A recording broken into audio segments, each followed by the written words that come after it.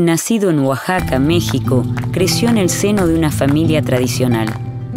Emergió al calor de la Revolución Mexicana como referente de una nueva propuesta política y educativa. Educador y visionario, se encontró ante el desafío de modernizar un país con altísimos índices de analfabetismo. Pero José Vasconcelos tuvo un sueño aún mayor: la raza cósmica. El pueblo iberoamericano mestizo sintetizaba, según él, una raza ideal, destinada a ser la vanguardia de la humanidad futura.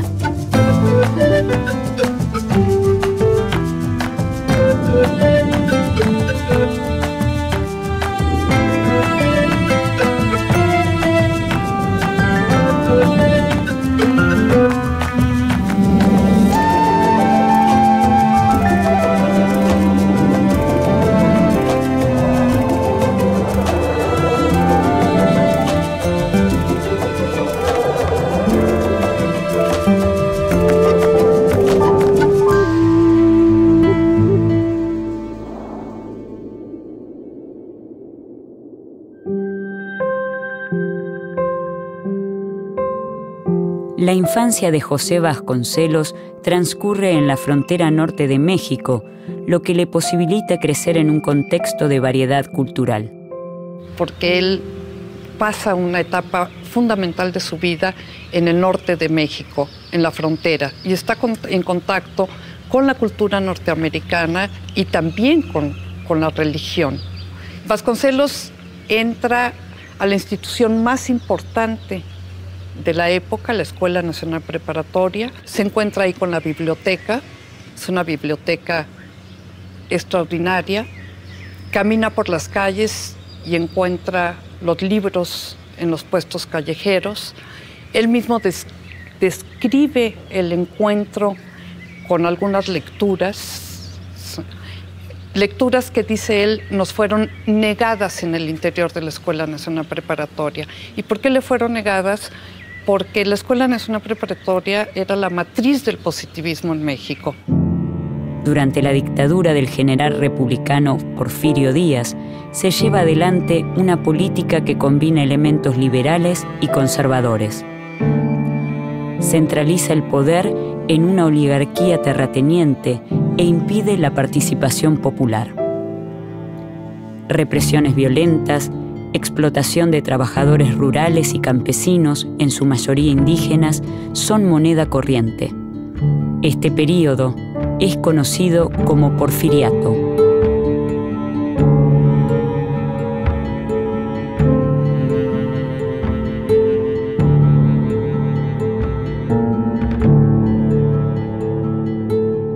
Justo Sierra es el ministro de Instrucción Pública del gobierno de Porfirio Díaz. Conocidos como los científicos, Sierra y su gobierno se fascinan por lo francés, lo alemán o lo estadounidense, influencias que determinan el modelo para seguir. Vasconcelos critica la educación positivista impuesta por Sierra y, junto con otros jóvenes, funda el Ateneo de la Juventud Mexicana. Se oponen a un sistema que promueve una visión única del pensamiento filosófico de impronta científica y determinista, y exigen la libertad de cátedra y de pensamiento. José Vasconcelos encuentra en Ariel, ensayo publicado por el escritor uruguayo José Rodó, una obra de suma inspiración. En Ariel se insta a la juventud hispanoamericana a construir una nueva cultura, constituida sobre la base de una identidad latinoamericana. El desafío de los ateneístas es encontrar el camino para reafirmar los valores culturales, éticos y estéticos que consoliden la identidad nacional mexicana y latinoamericana.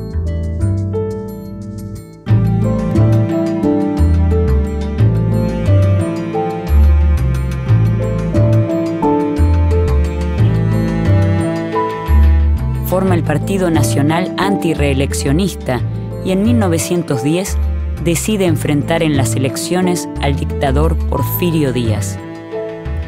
Es el único del grupo que opta abiertamente por lo que en ese momento era el movimiento antirreeleccionista de Francisco I. Madero. Vasconcelos fue director del periódico El Antirreeleccionista, financiado por la familia de Madero. Hoy parece fácil afiliarse a un partido político.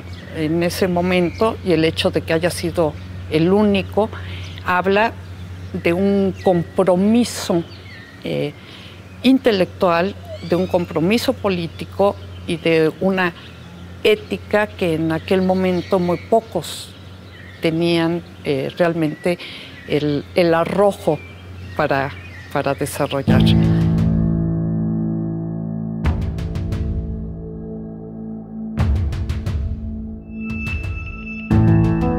Transcurren los últimos meses de 1910, cuando estalla la Revolución Mexicana. Los sectores medios, campesinos e indígenas se movilizan contra la dictadura de Porfirio Díaz. Una dictadura de más de 30 años en el poder, y lo que se ha denominado también la primera gran revolución en el mundo. Y Vasconcelos forma parte de este movimiento. Entre acuerdos y desacuerdos políticos, Vasconcelos es designado por un breve tiempo para la cartera de Instrucción Pública, pero las peleas internas de los revolucionarios no hacen posible el ejercicio de las funciones de gobierno. Vasconcelos no puede todavía desarrollar sus ideas en la educación pública. Es el 9 de febrero de 1913 y Vasconcelos sale del país. Generalmente pasa inadvertido esta breve etapa de Vasconcelos como ministro de Instrucción Pública. Va a ser apresado por los mismos, una fracción de la revolución. Se escapa de la cárcel en una huida espectacular, colgándose por unas sábanas desde una ventana. Recala en Estados Unidos, representa durante 3 años de exilio al revolucionario frustrado, al revolucionario que finalmente siente que sus compromisos y la mortandad y la violencia y todo lo que trajo la revolución no se tradujo en acciones inmediatas. Es el año 1911 cuando Madero es elegido presidente. En 1913, un movimiento contrarrevolucionario es encabezado por Victoriano Huerta.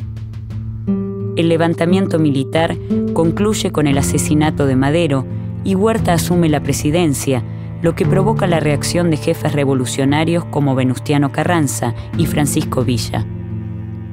El ejército de Carranza, comandado por el general Álvaro Obregón, obliga a la renuncia de Huerta. Carranza ocupa la presidencia, pero Pancho Villa y Emiliano Zapata lo rechazan.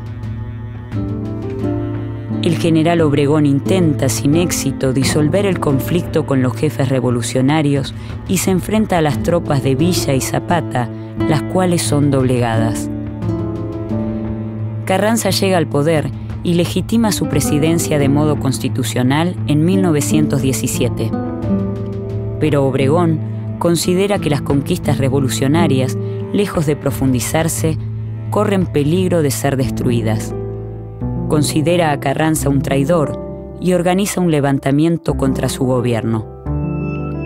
Durante 1920, José Vasconcelos se alinea con Álvaro Obregón contra el presidente Carranza y así se crean las condiciones para su regreso a México. El levantamiento triunfa y Obregón es elegido presidente. Un año más tarde, Carranza es asesinado. Durante la presidencia de Álvaro Obregón, Vasconcelos inicia su época de esplendor en el campo educativo y asume como rector de la Universidad Nacional. Por mi raza hablará el espíritu es el lema que impone Vasconcelos durante su rectorado y otorga a la universidad su actual escudo, el águila mexicana y el cóndor andino, ave bicéfala que protege el despliegue del mapa de América Latina. Vasconcelos presenta el proyecto para crear una Secretaría de Educación Pública, conocida como la SEP. Se propone llevar a cabo un plan educativo único para todo el país. Su actuación en este cargo es tan breve como intensa y deja marcas imborrables en la educación mexicana y latinoamericana.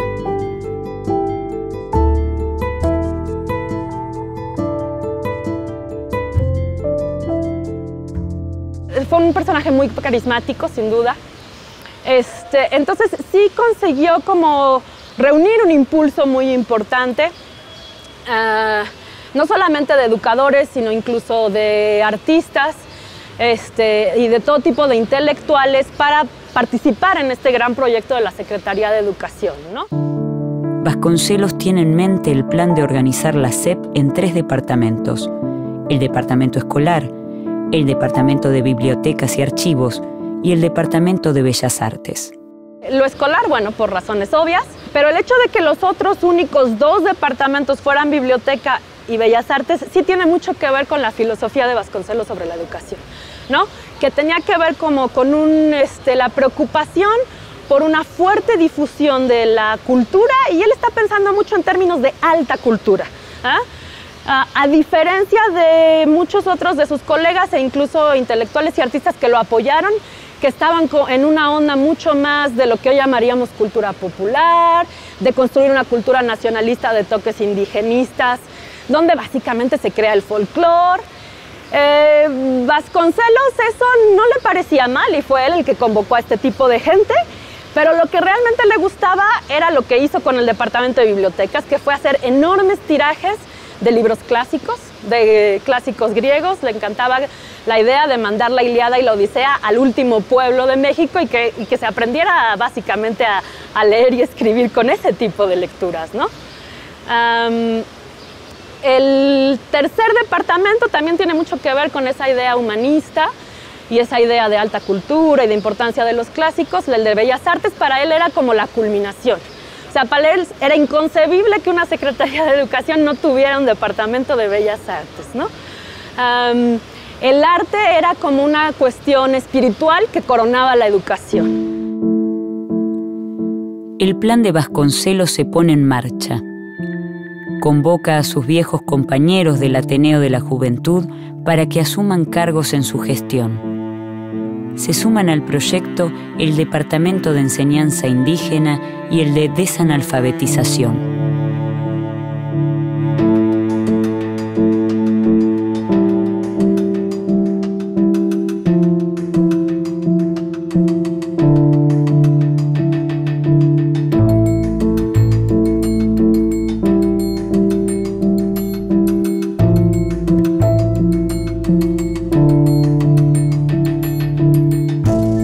Vasconcelos amplía su mirada a toda América Latina. Invita a trabajar en México a educadores iberoamericanos, como la chilena Gabriela Mistral, quien, entre otras tareas, compila lecturas clásicas para niños y lecturas clásicas para mujeres como parte de los libros de distribución gratuita de la SEP. Impulsa la escuela y las misiones rurales y promueve la pintura mural mediante la creación de la Escuela Mexicana de Pintura. Gabriela Mistral y José Vasconcelos trabajan para recuperar las raíces latinoamericanas y promueven a escritores y pensadores de la región. Convocan una campaña nacional contra el analfabetismo, convencen a los estudiantes de acudir a los barrios pobres. Intelectuales y artistas se unen a la convocatoria. Se crean las llamadas brigadas alfabetizadoras, que seleccionan a jóvenes, en lo posible indígenas, en las comunidades rurales, para que se desempeñen como maestros rurales. En 1922, los indígenas son considerados social y jurídicamente como menores de edad que deben ser tutorizados por el gobierno. Vasconcelos se enfrenta a estas críticas y propone la integración de estos sectores en una cultura nacional en la que se manifiesta su postura a favor del mestizaje. Vasconcelos se oponía tajantemente a que se crearan escuelas o cualquier tipo de educación especializada para los indígenas. Una cosa importante de las escuelas que creó la SEP, que fueron principalmente escuelas rurales, y México todavía era un país principalmente rural, fueron escuelas que pensaron en sus sujetos, en sus estudiantes, principalmente como campesinos, no tanto como indígenas. Entonces él llamaba la atención sobre eso, y en particular lo que le preocupaba de poner a quienes se decidiera que eran indios en escuelas especiales para ellos es que eso los iba a aislar más que incorporar.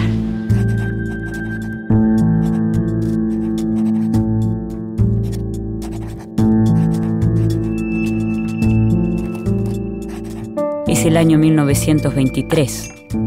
Bajo el lema Tierra, Escuela, Acción Cívica y Cultura, se redacta el programa de redención indígena.